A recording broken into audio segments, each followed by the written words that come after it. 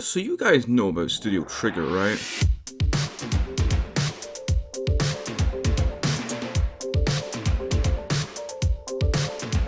At this point, how could you not? They've been responsible for arguably some of the best looking anime in recent years.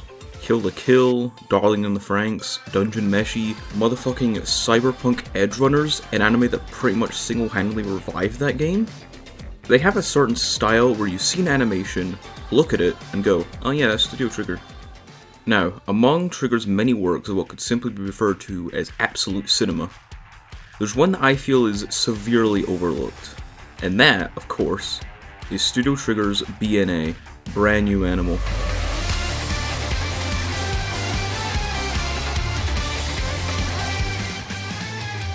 Now before we get started, let's look at the heads of the operation.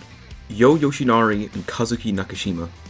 While some of you may not recognize those names, you might recognize their works.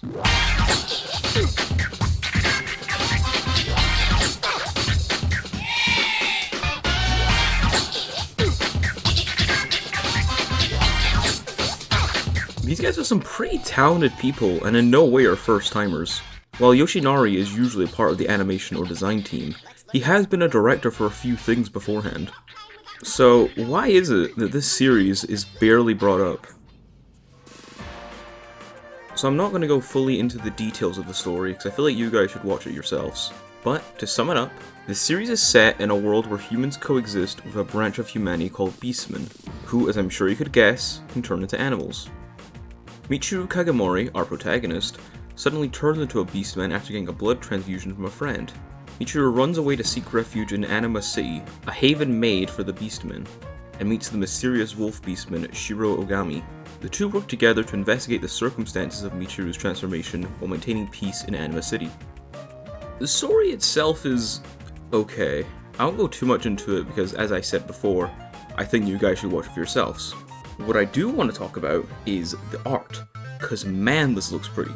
If there's anything Trigger is known for, it's style and art, and BNA is no exception. Colors, character designs, background lighting, the overall feel of everything is just comfy. So delicious! You'd think that with all the glaze I'm giving it, this must be a pretty popular anime, right? We got good art, hot furries, a banger opening, all the good markings of a Studio Trigger fandom, right? So BNA first started airing in April 2020. Pretty much at the start of that. You'd think to yourself that with a new Trigger anime both airing on TV in Japan, and with the first 6 episodes being released on Netflix in March, it would be a good time for people stuck indoors to enjoy such a cozy anime, right? Well, it kinda was. When it first came out, it was talked about fairly decently. It came out around the same time as Beastars, another anime with main animal characters. So naturally these two were compared as the two new furry anime. But despite that, BNA has some pretty good traction, and it seemed like a good amount of people liked it. It wasn't Trigger's latest masterpiece, sure, but not bad. And then, nothing. After maybe like a year, it's like the collective internet as a whole just forgot about it. And while there may have been whispers and wishes, there's been no official confirmation of a season 2 or any form of continuation for the past 5 years. Everyone went silent. While I'm not saying it had absolutely no fans, the subreddit for BNA surprisingly is still going strong to this day. No form of official or fan media has made any form of impact. Well, except for this. What? It's just an ordinary crabby. Oh my goodness! So what happened? Why did Studio Trigger seemingly brush it under the rug? Why is there so little content out there? And most importantly, why is there no season 2? Well, the simplest answer is, it ended.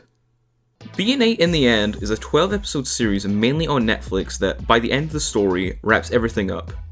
Simply put, there's no season 2 because there's no need for a season 2. But here's the strange thing. Most of the other series developed by Trigger usually have something. Promare is a movie, yet has a few collabs with some mobile games. Kill la Kill, being arguably one of Trigger's most known series, has a full 24-episode season, an OVA, and a pretty good game if I do say so myself. BNA? Nothing.